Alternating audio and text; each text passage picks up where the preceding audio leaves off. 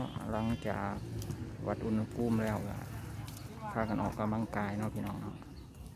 ก็สิเตะของบ้านเตะตะกร้อนี่พี่น้องตอนแรกอะประมาณนี้แหละ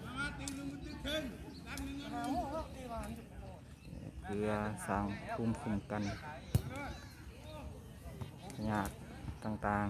ๆออกกำลังกายพี่น้อง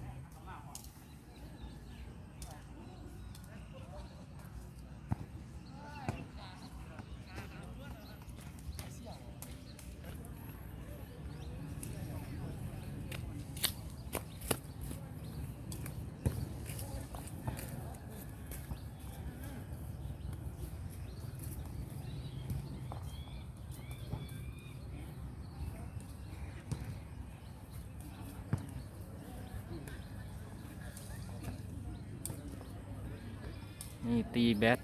เตะหมักตะก้อเตะบ้านนี่เนาะ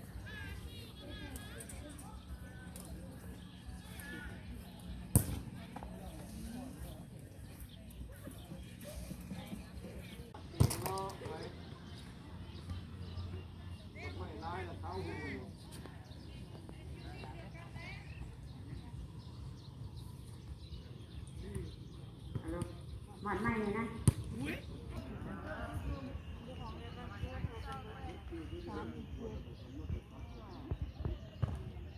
เรียบร้อย